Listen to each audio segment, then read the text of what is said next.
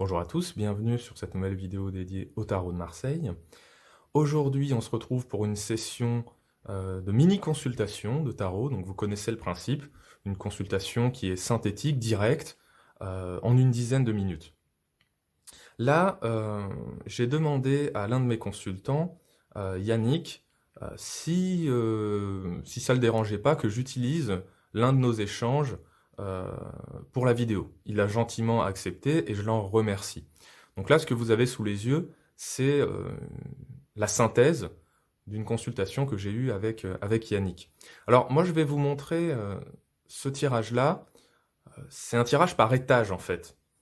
Là, on va faire un peu une sorte de pyramide avec 3 niveaux. Et ça peut être très intéressant quand vous avez plusieurs questions dans la question, on va dire ça comme ça. Là, en l'occurrence, Yannick m'a consulté. Il est dans la fonction publique, mais en parallèle, il est diététicien diplômé et naturopathe. Et son projet, c'est de lancer une école de naturopathie haut de gamme, d'excellence. Donc, il m'a consulté pour connaître un peu la faisabilité de ce projet, qu'est-ce qu'on peut attendre de ça. Et d'autre part, parce qu'il a 2 associés potentiels avec qui il pourrait collaborer, et il veut aussi savoir ce qu'on peut attendre de ces personnes-là, est-ce qu'elles sont fiables, est-ce qu'on peut avancer avec elles sur ce projet. Donc là, vous savez, c'est un peu le genre de questions à tiroir, en fait. Vous avez une question initiale, puis après vous avez une sous-question qui se greffe à cette question initiale. Donc c'est pour ça que je vous montre ça. Moi, ce que j'aime bien faire dans ces cas-là, c'est un peu ce type de tirage par étage, un peu pyramidaux, quoi. Là, vous avez, tout en haut, la roue de fortune qui va symboliser la situation actuelle ou le consultant. Euh, Moi, je suis plutôt parti sur la situation pour avoir une petite vue d'ensemble, un petit peu un petit état des lieux, voilà. Le deuxième étage que j'ai utilisé, j'ai décidé de focaliser sur les personnes, donc les associés potentiels qu'il mentionne. Donc là, on a Sébastien d'un côté et j'ai oublié son prénom, Vincent, pardon, de l'autre. Donc les 2 associés potentiels. Et le troisième étage de ma pyramide que vous avez là, c'est une tendance. C'est une tendance. Donc voir un petit peu comment évolue le projet, comment va évoluer le projet, et éventuellement voir où ça peut bloquer, quels conseils on peut donner. Donc en fait, ça c'est vraiment intéressant, c'est ce que j'appelle un tirage mixte en fait. C'est-à-dire qu'on est non seulement sur un tirage qui va décrypter la situation et les personnes en présence, donc là c'est les 3 cartes du haut, et un tirage beaucoup plus projectif ou divinatoire qui nous annonce une tendance à venir. Et vous avez tout ça dans le même tirage. Et là, vous voyez qu'il y a 6 cartes, donc c'est pas excessivement compliqué à traiter. Donc voilà, ça c'est quelque chose que je vous recommande. C'est un conseil que je vous donne quand vous avez des questions qui s'imbriquent les unes dans les autres, c'est plutôt que de faire plusieurs tirages, ce qui n'est pas forcément utile, faites en un seul tirage et faites des étages comme ça. Donc là, pour ce tirage-là, vous avez besoin de deux paquets. Vous avez besoin de vos 22 arcanes majeures et de vos 16 figures. Parce que là, les 2 associés potentiels, moi, je veux voir avec des figures ce qui peut en ressortir. Et c'est très intéressant, du coup. Donc voilà, c'est vraiment un tirage mixte sur plusieurs plans. Sur le plan de l'interprétation, mais sur le plan aussi purement académique, on va mixer un peu les majeurs et les mineurs, en l'occurrence les majeurs et les figures, les cartes de cours en fait. Donc, j'ai 3 personnes. Mon consultant Yannick, l'associé potentiel numéro 1, Sébastien, et l'associé potentiel numéro 2, Vincent, et ensuite la tendance. Ok, donc déjà, l'état des lieux, là, rapidement. La roue de fortune. Donc on voit que ça, on voit que ça mouline beaucoup. C'est assez, ça tourne beaucoup dans son esprit. Là, visiblement, ça peut bloquer un petit peu parfois. Forcément, faire coïncider un emploi dans la fonction publique et un projet comme celui-là, ça peut rendre un petit peu confus. Mais moi, ce que je vois aussi, c'est que globalement, on a des opportunités dans ce projet. C'est pas complètement délirant. La roue de fortune, elle nous parle d'opportunités à saisir sur le plan financier aussi, hein, c'est-à-dire ce projet est viable. C'est pas un délire, quoi. Maintenant, on va regarder un petit peu le deuxième étage de la pyramide, c'est-à-dire les personnes. Donc, sur mes deux associés, la question c'est est-ce que je peux collaborer avec eux, quoi? Est-ce que c'est des gens intéressants? Est-ce que c'est des gens fiables? Alors, là, on est déjà sur des rois, vous le voyez, hein. Là, j'ai roi de denier et roi de coupe. Donc, moi, instinctivement, je vais dire que c'est des personnes sérieuses, quoi. Je veux dire, si j'avais vu des valets, je me serais dit, peut-être pas. Voilà, ils ont encore des choses à apprendre, mais là, on voit que c'est deux personnes qui sont totalement inscrites dans ce qu'elles font, quoi.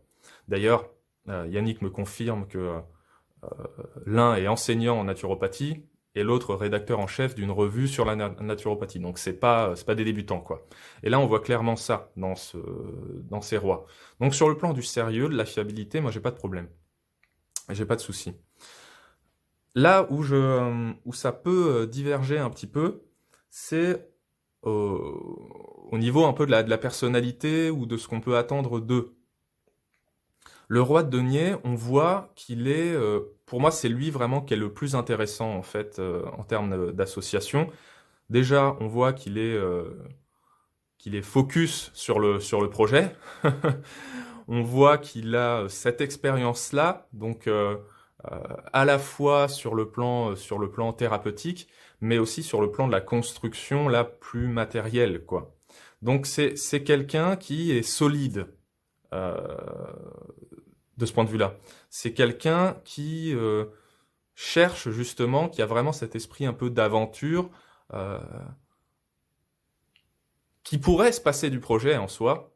On voit qu'il a pas trop de soucis dans sa vie, hein, mais qui est voilà toujours un petit peu en quête ouais, de nouvelles idées, de nouveaux projets, et c'est vraiment lui qui va avoir un peu cette considération un peu matérielle, voire de rentabilité, voilà, qui va plutôt s'occuper de cette partie-là, sans vouloir mettre les gens dans des cases. Lui, il a plutôt cet esprit-là, cet esprit un peu plus financier, quoi. L'autre, il est un peu dans le roi de coupe, là, on est un peu sur ce thérapeute alors qui est tout à fait généreux dans ce qu'il peut proposer. Euh, mais qui est peut-être parfois un petit peu idéaliste, quoi. Moi, c'est ce que je vois. Et puis d'ailleurs, le roi de denier regarde en direction de la roue de fortune, de la situation, comme s'il était vraiment en train de s'ancrer dans le projet, alors que l'autre regarde un peu en dehors du tirage. Alors ça ne veut pas du tout dire que c'est pas une bonne personne avec qui s'associer, au contraire, c'est une très très bonne personne avec qui s'associer, mais c'est quelqu'un qui a vraiment une vision euh, là purement thérapeutique euh, du projet et qui va peut-être parfois se détourner un peu de l'aspect matériel ou de rentabilité. Moi, je vois vraiment ce côté un peu idéaliste. Mais quand on voit nos deux rois, ils sont tout à fait complémentaires en fait. Notre roi de denier et notre roi de coupe, ils sont tout à fait complémentaires. L'un apportant plutôt une vision un peu plus carrée de la situation, des objectifs plus chiffrés, euh, et l'autre étant vraiment dans cette dynamique purement thérapeutique, de bien-être, de soins, de guérison, qui a vraiment ce profil très thérapeutique en fait, très pas médecin, je sais pas si c'est le bon mot, mais qui est vraiment dans cet accompagnement de, de l'autre et qui est peut-être moins dans des considérations purement financières.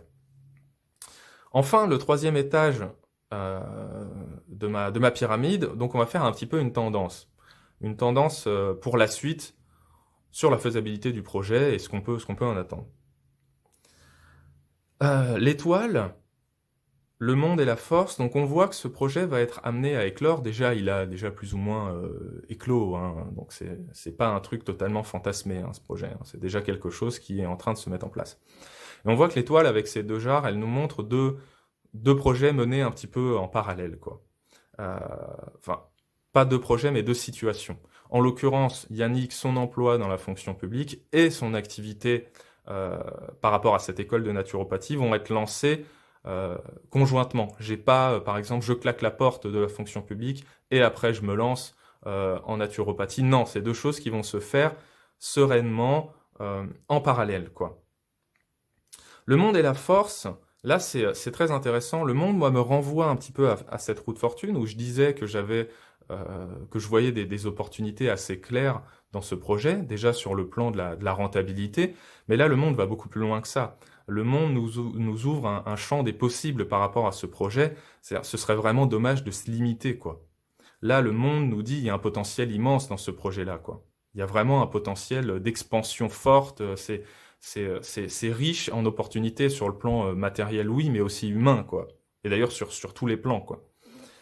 Euh, le risque, ce serait peut-être de se limiter, de rester un petit peu, de se comprimer là dans, dans un aspect ou l'autre du projet, éviter certains excès, c'est-à-dire soit tomber dans la pure réflexion financière, il faut que ça rapporte de l'argent, mais aussi éviter les excès sur le plan thérapeutique, quoi, un petit peu ce côté, voilà, il faut pas non plus aller trop loin et se mettre des modèles indépassables, quoi. On a un petit peu ce risque dans le monde, mais le potentiel est très riche, il est là, quoi. Et, euh, et le fait qu'on ait cet écho avec cette roue de fortune, on se dit, là pour Yannick, c'est non seulement une transition absolue sur le plan de l'activité professionnelle, évidemment, mais aussi sur le plan humain. On a un petit peu ça dans cette roue de fortune. C'est vraiment la fin d'un cycle, le début d'un nouveau cycle dans sa vie, là, pour le coup, hein. La fin du cycle fonction publique, travail, bureau, etc.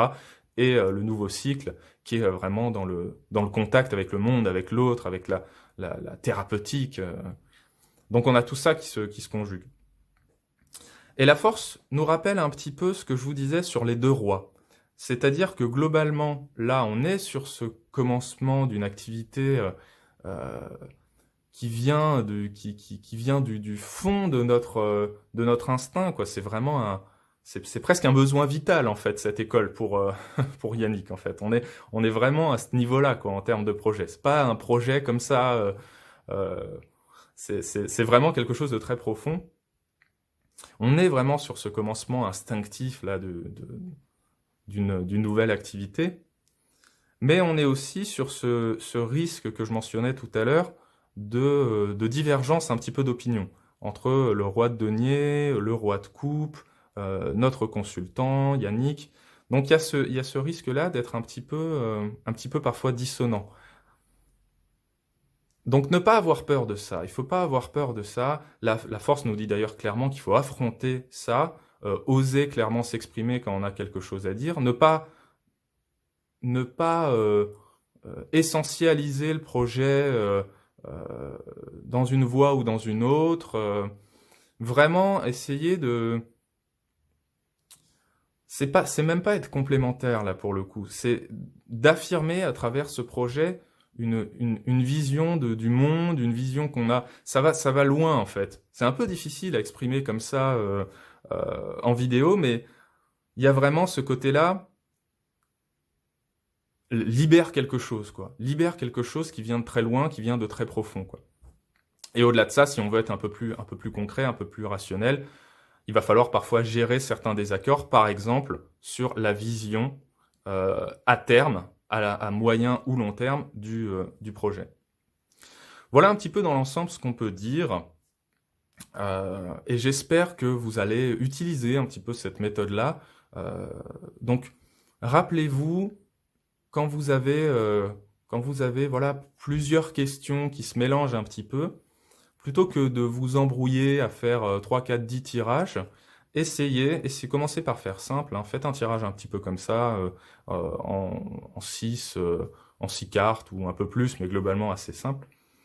Et essayez voilà, d'adapter votre méthode, ou de l'inventer même, d'inventer votre méthode de tirage, votre stratégie de lecture, en, euh, en faisant un petit peu ces étages-là, en se disant là, je veux je veux voir quelque chose en particulier, un état des lieux, mon consultant, la situation. Là, je veux voir des personnes extérieures à mon tirage, par exemple. Enfin, extérieures à mon tirage, extérieures à mon consultant, et voir ce qu'elles peuvent leur apporter. Et ensuite, je veux faire une tendance assez simple, projective de la suite. Donc voilà, faites un petit peu cet exercice-là. Vous me direz ce que vous en avez pensé. Comme toujours, n'hésitez pas à commenter la vidéo, à tester par vous-même, à adapter si besoin, et en fonction des questions que vous avez, et à me faire des retours par rapport à tout ça. Voilà, comme toujours, vous êtes de plus en plus nombreux à vous abonner à la chaîne. Mille merci à vous tous. Donc mille merci à vous de me suivre, toujours plus nombreux. Et moi je vous dis, amusez-vous bien, soyez créatifs et à bientôt autour du tarot.